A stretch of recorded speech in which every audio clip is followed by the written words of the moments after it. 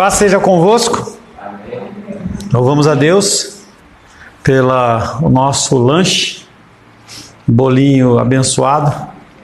Acho que eram 2 bolos ou tinham 3 lá? 2 bolos. Um bolo e mais 2 meio bolo.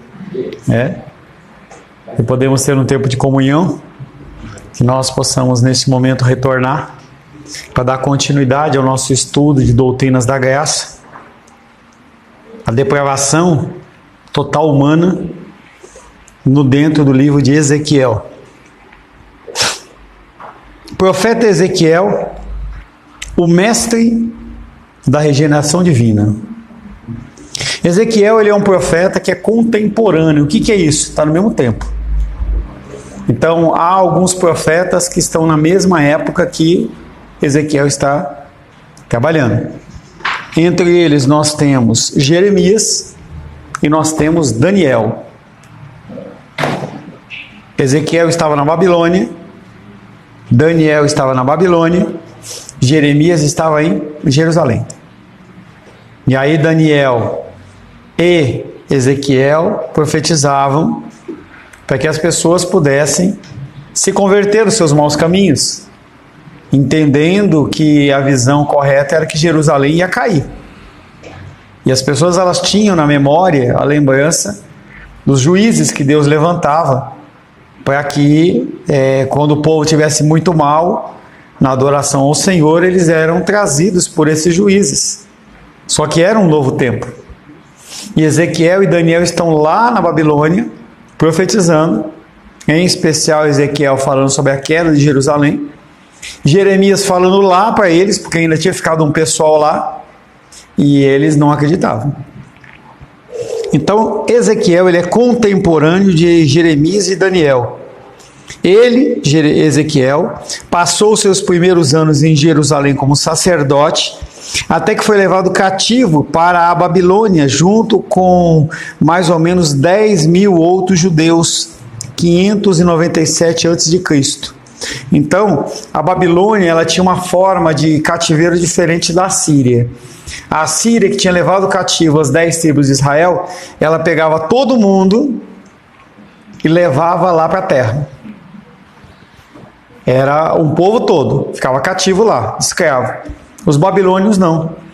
Eles iam e tiravam os melhores, pegavam aqueles que eram bons engenheiros, bons médicos, bons estudiosos, e levavam para lá, davam dinheiro para eles, davam casa, davam trabalho para que a cultura babilônica ficasse mais forte. Ezequiel estava lá. Ezequiel, ele era sacerdote.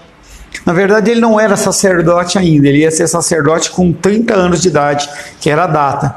Quando teve a primeira ilustração, lá em que ele estava nas margens do rio Quebar, que ele teve aquela visão de Deus, ele estava fazendo 30 anos naquela época, ele sabia que alguma coisa ia acontecer, inclusive com ele, porque ele ia assumir a função do sacerdote, mesmo sem templo, fora de Jerusalém.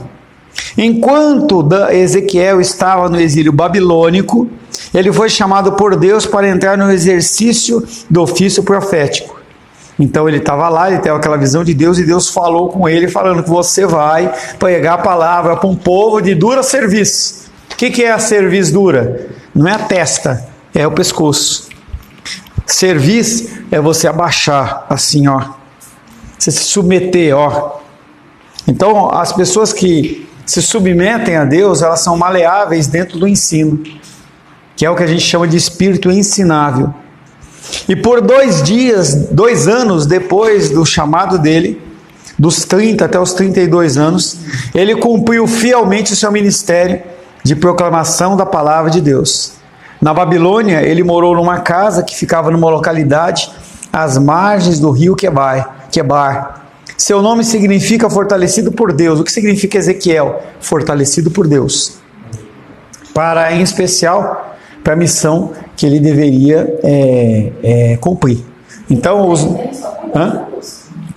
pelo estudo que eu fiz, sim, de 2 anos.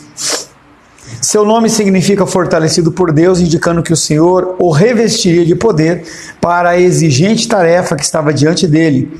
Ezequiel posta-se como um testemunho vivo de que a obra de Deus tem de ser realizada com a força de Deus, se é que deve ser realizada para a glória de Deus. Então, se eu faço algo para a glória de Deus, eu tenho que fazer pela força de Deus e não pela força do meu braço. Muitas pessoas desejam e intentam mudança nas suas próprias vidas, mas com a força do seu braço. Aí eu quero resolver isso, quero resolver aquilo outro. Vamos abrir Ezequiel 1, só para a gente ver o chamado, que foi um chamado soberano de Deus sobre a vida de Ezequiel, entendendo que o nome de Ezequiel foi dado pela mãe dele 30 anos antes. Então a condição do nome não era um nome, eu vou dar um nome porque o cara fez a novela, ou porque o cara é jogador de futebol. Não tinha a ver com a motivação de alguma coisa espiritual. Ezequiel capítulo 1, verso 1 diz assim: aconteceu no 30º ano, no 5º dia do 4º mês. Esse 30º ano é de vida dele, não era de cativeiro. Que estando eu no meio dos exilados junto ao rio Quebar, se abriram os céus e eu tive visões de Deus. No 5º dia do referido mês do 5º ano do cativeiro do rei Joaquim, veio expressamente a palavra do Senhor a Ezequiel, filho de Buzi, o sacerdote, na terra dos caldeus, junto ao rio Quebar, e ali esteve sobre ele a mão do Senhor. E aí o Senhor se manifesta de uma forma sobrenatural, e depois disso ele começa lá no capítulo 2 falando, do capítulo 3, verso 5, ele vai falando: porque tu não és enviado a um povo de estranho falar, nem de língua difícil, mas à casa de Israel, nem a muitos povos de estranho falar de língua difícil, cujas palavras não possas entender. Se eu as tais te enviasse, certamente te daria ouvido. Então ele está falando que o problema maior são as pessoas que sabem ou dizem que sabem. Lá em Apocalipse diz sobre aqueles que são mornos. O cara sabe, mas não aplica.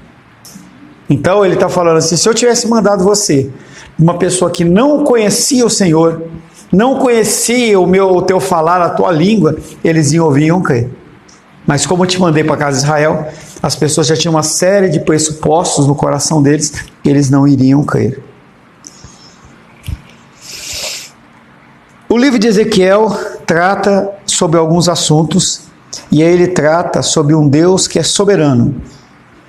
O que isso tem a ver com depravação total? Novamente o conceito de que, sem ação divina de Deus, o homem, por ser depravado, ele não consegue decidir por Deus. Enquanto Ezequiel esteve no cativeiro da Babilônia, Ezequiel apresentou muitas profecias do juízo divino que viria sobre Judá e Jerusalém.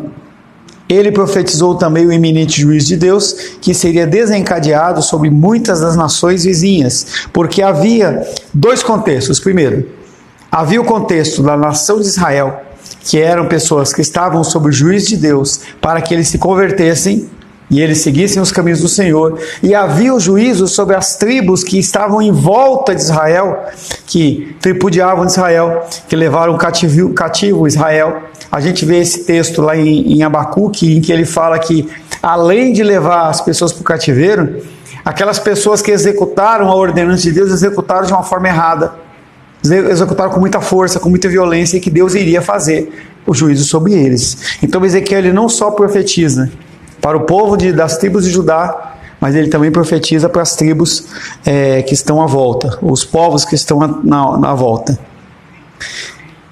Ao mesmo tempo, Ezequiel apresentou uma mensagem de esperança e graça, tendo em vista a salvação e restauração do povo de Deus. Apesar do cativeiro, ele começa a mostrar para aquelas pessoas que têm um motivo.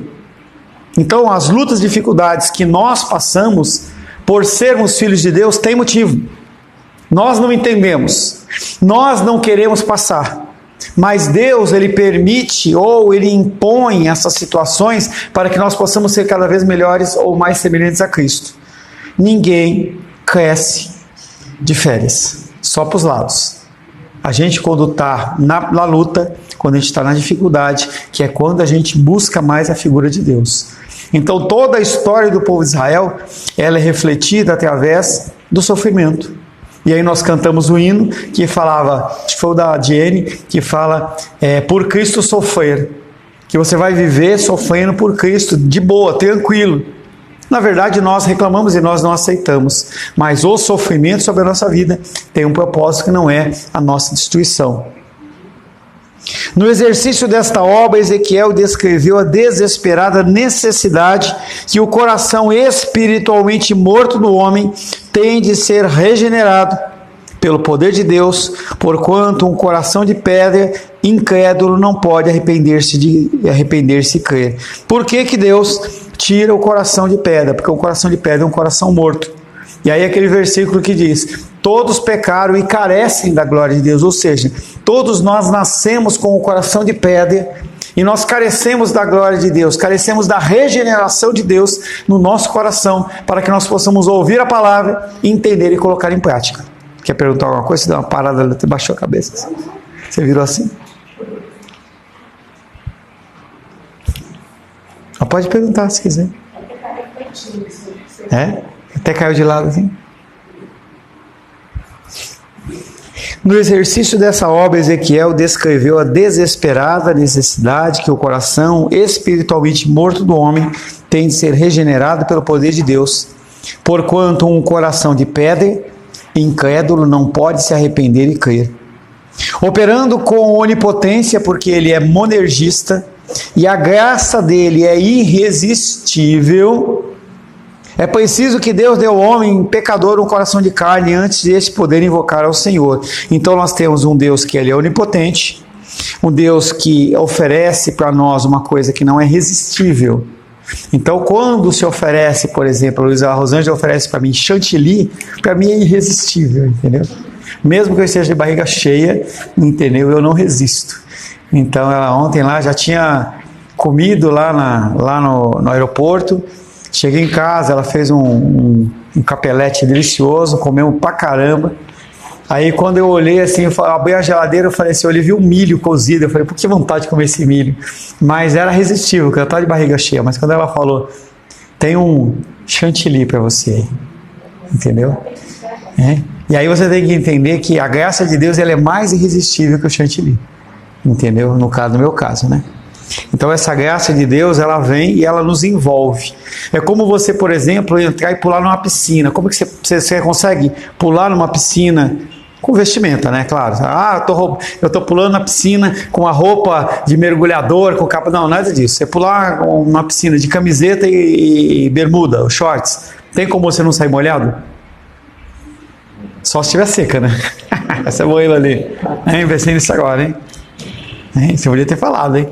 A piscina estando cheia, você de camiseta e shorts, você ou sabe nadar ou a piscina ela não é rasa, quando você fala assim, não, eu não sei nadar, eu não vou pular, entendeu? Você pula na piscina, tem como você não se molhar?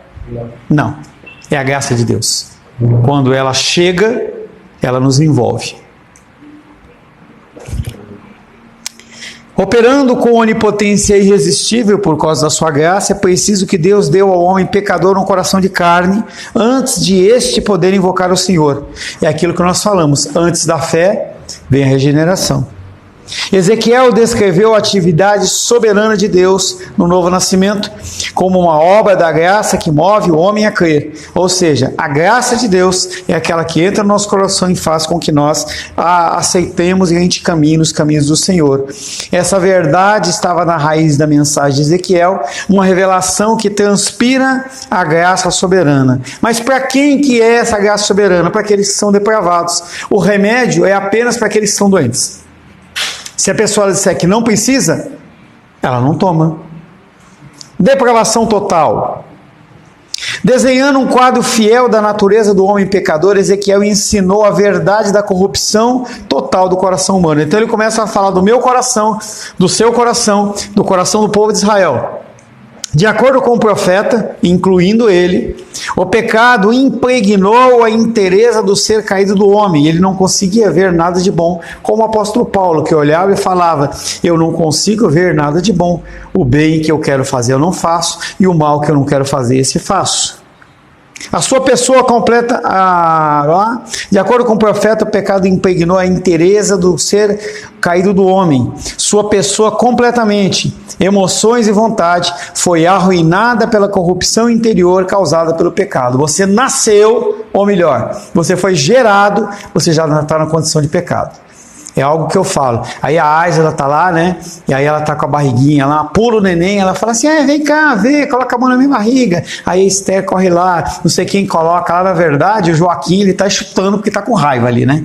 Não é porque, mamãe, eu tô aqui. Não, ele tá com raiva, que ele quer mais espaço, ele tá cansado porque ela tá sentada numa posição que tá incomodando para ele, e ele tá mostrando que ele é realmente um bebê humano e egoísta. Ao contrário, ele faz o mal ao ser humano, ao contrário, ele faz o mal o tempo todo, provocando a ira de Deus. A depravação interior do homem não regenerado significa que ele não pode entender, desejar ou querer fazer o que é bom diante de Deus. Sem Deus, nós não conseguimos fazer, entender ou desejar o que é bom. Corações não só pecadores, mas obstinados. Eu preciso fazer o mal. Esse é o coração do ser humano. Os corações não regenerados, aqueles que não têm o Espírito Santo, aqueles que são fora do Senhor, não querem ouvir a palavra de Deus. Porque os seus ouvidos espirituais eles estão fechados. Eles não querem seguir o que o Senhor ordena. Ezequiel capítulo 3, verso 7.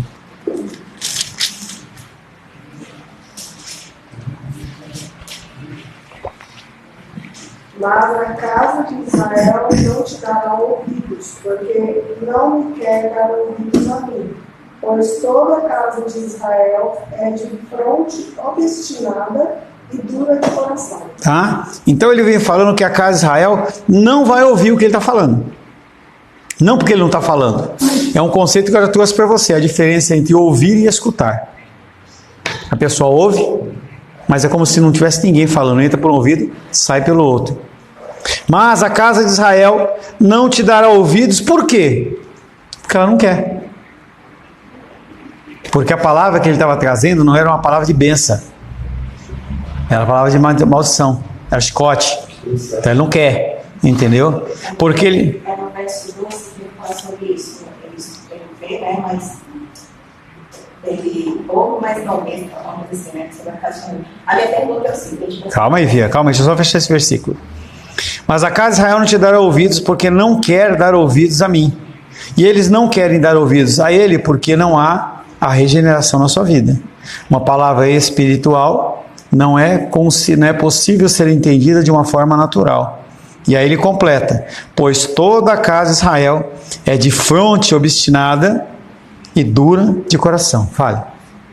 Nesse contexto, nessa profecia que ele leva, é somente a igreja ou somente ao sacerdote? Aqueles que são líderes de igreja? Por que seria os sacerdotes apenas? Eu falo que assim, a liderança da igreja. Sempre o foco inicial é para o sacerdote, porque é ele que vai trazer o conhecimento para as pessoas. Por isso que os sacerdotes são aqueles que vão ser mais julgados, porque a eles é dado mais conhecimento. Mas bate no sacerdote e também cai para as pessoas. Então as pessoas, se assim não fosse, eu poderia culpar o sacerdote no dia do juízo, dizendo: ele não me ensinou, então eu não sou culpado. Como que eu posso aprender se quem o Senhor colocou sob autoridade sobre a minha pessoa, ele não me ensinou? E eu não posso me eximir de conhecimento por causa do líder. Então, se eu falar um monte de abobrinha para você e você aceitar, você tem discernimento. É aquilo que a gente já está falando, entendeu? O nosso discernimento ele tem que ser cada vez mais aprimorado. Então, uma comida que você gosta? Eu gosto. Eu como muito gosto. Não. Uma comida que você gosta? Eu adoro. Bife, tá? Então você já estabeleceu dentro do teu discernimento um bife quando ele é bem temperado, bem feito, se ele é macio, se ele não é macio, você tem as suas preferências, tá? Beleza? Tá? Beleza.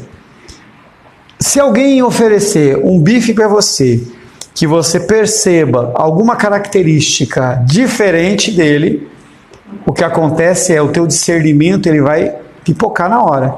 Ele pode estar com um cheiro diferente, ele pode estar com uma cor diferente, Ele pode estar com uma textura diferente, pode estar verde, entendeu? Pode estar... São coisas que vão trazer o teu discernimento. O espiritual é a mesma coisa. Quanto mais você ouve a palavra de Deus, mais você começa a ter discernimento. Então, voltando à pergunta da Diene, a pessoa que é da igreja, ela também tem a obrigação de desenvolver esse discernimento espiritual, para que quando o pastor falar alguma besteira, ou o cara rebate numa dominical, ou o cara vai atrás, ou ele, pelo menos para ele fala, mas isso aí eu deixo de lado, isso aí, o pastor ele vacilou, né? Não falou segundo o coração de Deus, não. Tá? O povo de Judá estava obstinado e endurecido no seu coração. O melhor exemplo para isso é mula. Quando a mula, o burro, não quer sair do lugar, você não tira ele. Só se der um amarrado naqueles caminhão lá, aí, entendeu? Aí você arrasta ele, entendeu? Mas ele continua lá com o negócio, com o coração dele duro. Não querendo ouvir nem dar atenção à palavra de Deus, com dura cerviz e corações rebeldes, eles resistiam à mensagem divina quando esta vinha a eles. A nação tinha a cabeça dura, o que indica uma mente fechada para a verdade divina e um coração impenetrável para a palavra de Deus, porque não havia a graça. Porque mesmo os corações endurecidos, como era o de Paulo, que era Saulo, ele era um coração endurecido. Ele matava, ele perseguia, ele ia atrás, ele não queria saber. Mas por que ele mudou? Porque o Senhor tocou no coração dele. O coração mais duro de pedra, ele é alterado com o coração de carne a partir do toque do Senhor. Mas a pessoa por si só, ela não consegue fazer isso. Tem um versículo que fala assim, como que eles vão se converter se não há quem pregue? Enquanto nós ficarmos com as nossas bocas fechadas, as pessoas elas não vão se converter. Para Paulo existia graça, só que não era salvífica. É isso que você quer dizer? Não entendi sua pergunta. Você falou que para Paulo não estava na graça.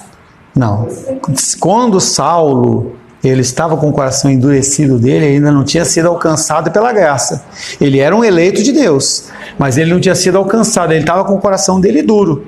O coração ele deixa de ser duro ou de pedra a partir do momento da regeneração, que pode ser do primeiro entendimento lá, 1 ano, 2 anos, sei lá, né? Vamos lá, 1 ano, 2 anos, até o último momento da vida, em que o Senhor ele traz naquele momento a derramamento da graça no coração daquela pessoa, e aí ela consegue entender e professar a fé. Então Saulo, ele tinha o coração duro e não tinha sido regenerado ainda, apesar de ser eleito. E aí ele ouviu a palavra. Não foi a palavra escrita, mas foi a palavra do próprio Deus, que inclusive torna ele apto a ser chamado de apóstolo, porque se ele não tivesse sido chamado por Cristo, tivesse aparecido um anjo, ou aparecido qualquer outra coisa, ele era tudo menos um apóstolo. Porque uma das características do apostolado é que tenha andado com Cristo. E o apóstolo Paulo, ele fala, eu sou um apóstolo fora do tempo. Eu andei de uma forma diferente. A nação tinha a cabeça dura, o que indicava uma mente fechada para a verdade divina e um coração impenetrável para a palavra de Deus.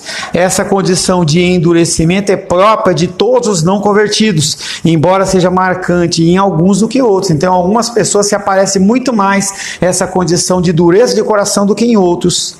Eles propositadamente rejeitavam a palavra de Deus e se endureciam em sua obstinação. As pessoas elas eram desobedientes, não somente ao profeta, mas também ao próprio Deus, como se vê quando Cristo exortou seus discípulos a perseverar no ensino. Segura Ezequiel e vai a João 15:18. Menízia.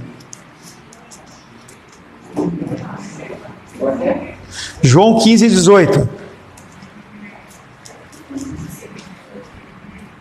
O mundo dos odeia, saber primeiro que é nós outros de ódio.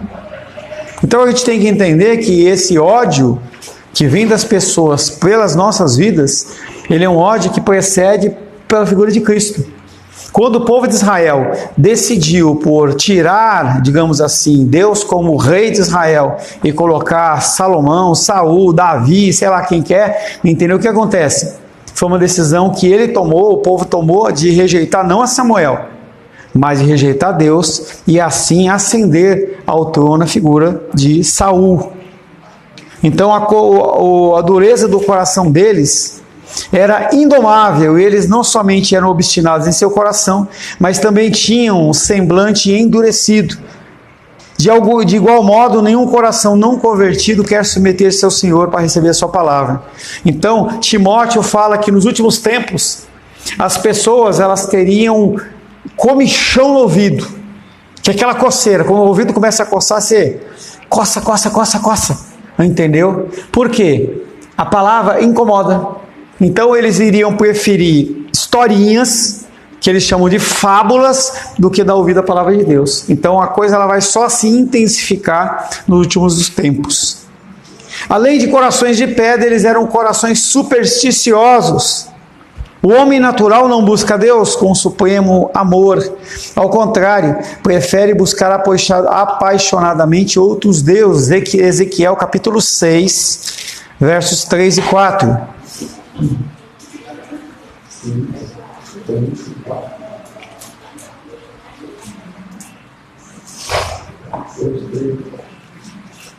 Montes de Israel, ouvi a palavra do Senhor Deus. Assim diz o Senhor Deus aos montes, aos coceiros e à espada. Opa, pulou. Aos ribeiros. É para mim e para a Luísa. Assim diz o Senhor aos ribeiros e aos mares. Eis que eu mesmo, trarei a espada sobre vós e destruirei os vossos altos. Ficarão desolados os vossos altares e quebrados os vossos altares. De incenso arrojarei os vossos mortos à espada diante de vossos dias. Então, o nosso coração, o coração do ser humano é um coração supersticioso, que ele prefere buscar outros deuses. Outros deuses não é só um outro santo, nada. São os ídolos que nós temos dentro do nosso próprio coração. Apesar de ter sido abundantemente abençoado por receber a lei e os profetas, Israel, apesar disso, preferiu cultuar os deuses daqueles povos pagãos que estão à volta. A idolatria inundou os corações das pessoas quando elas rejeitavam o verdadeiro conhecimento de Deus, trocando por mentiras. Eles tinham o arbítrio. Vamos sossegar os dois aí, não? O povo de Israel ele tinha a opção de aceitar Cristo, aceitar Deus nos seus caminhos, e eles preferiam aceitar os pagãos porque era muito mais fácil de seguir. A palavra hebraica para ídolos é derivada da palavra calor, uma indicação de uma paixão ilegítima e inflamada no coração das pessoas por falsos deuses. Então, eu, povo de Israel, sempre buscava a condição de outros deuses, porque é muito mais fácil esse jeito de agir com ele do que o jeito de agir que Deus traz. Calvino comenta: portanto, os ídolos podem muito apropriadamente derivar seus nomes do calor, porque os seus adoradores supersticiosos se inflamavam de amor pelos falsos deuses.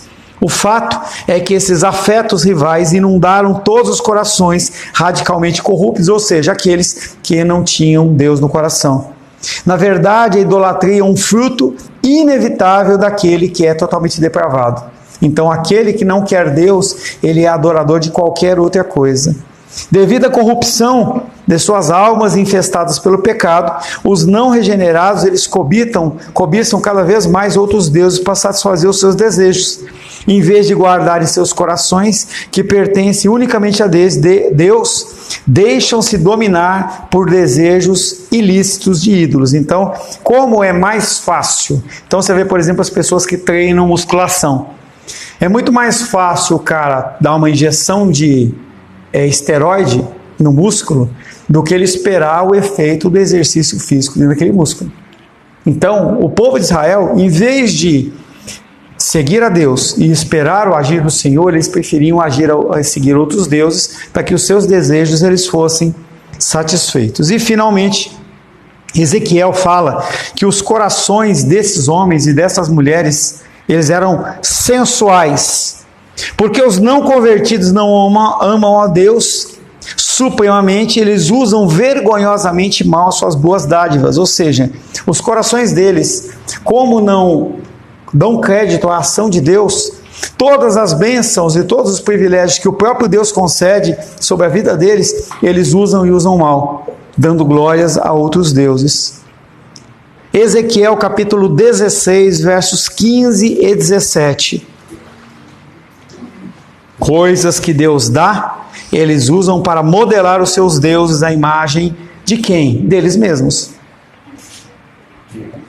Ezequiel 16, 15 e 17. Por favor. 15 e 17. Mas confiante na sua Deus, confiaste na tua formosura e te entregaste a anciãos, graças à tua fama, e te ofereceste a todos que passavam para serem dele. Tomaste as tuas joias de enfeite que eu te dei do meu ouro e da minha prata. Fizeste essas esculturas de ouro e de prostituíste com elas. e se prostituiu com elas. Então ele está falando que as dádivas vêm de Deus, mesmo para aqueles que são ímpios. As dádivas procedem de Deus. Ele é dono do ouro e da prata. Ele é dono de tudo. E ele chama a atenção desse povo, Israel, dizendo: vocês se dizem meus adoradores, mas vocês pegam as bênçãos que eu dei para vocês, ouro e prata, e vocês usam para fazer deuses de vocês mesmos, porque eu não tenho face, como é o caso do bezerro de ouro lá. Vocês fazem deuses conforme vocês, e vocês se prostituem adorando a outros deuses que não sou eu. É o chamado de atenção deles. Nos dias anteriores ao cativeiro babilônico, o povo de Judá se comportou como se comportam as prostitutas cobiçando outros deuses. Então, o tempo inteiro procurando alguém diferente. Em vez de manter lealdade a Deus em seus corações, o povo de Israel caiu na infidelidade espiritual. Começa namorando os ídolos e depois se devoltando a eles. Com isso, eles se revelaram como pessoas que se diziam filhas e apostataram, deixaram a sua fé. O povo engrandecia o seu pecado usando ouro e prata que Deus lhes tinha dado para fazer os seus próprios deuses. Em resumo, o povo de Judá praticou uma prostituição espiritual. Quando você adora um Deus diferente do seu Deus, você está se prostituindo, não fisicamente, mas espiritualmente. Esse é o trágico comportamento de todos aqueles que não confessam Jesus Cristo como Senhor e Salvador e que também não vivem a fé verdadeiramente, porque simplesmente declarar não muda nada. O que muda é as suas atitudes a partir do que você declarou. O que você vai fazer a partir do momento em que você diz sim ao Senhor. Os nossos corações, eles são depravados. Se nós não nos submetermos à palavra, nós vamos submeter-nos primeiramente à nossa carne. Amam o mundo e as coisas do mundo, excluindo o Deus amoroso e fazendo uso de suas dádivas para, na verdade, cuspir em seu santo rosto, que é exatamente o que eles fizeram com Jesus Cristo. A única vez que Jesus Cristo Deus esteve no meio dos homens, eles mataram ele. Não é admirar que o amor do Pai não esteja com eles. Eles continuam depravados, até que, pela graça de Deus, alguém de nós pregue a palavra, e eles, sendo eleitos, eles possam ouvir a palavra e serem regenerados. Então Ezequiel, ele fala sobre a condição da depravação humana total também no Antigo Testamento. Amém, meus queridos? Acabou.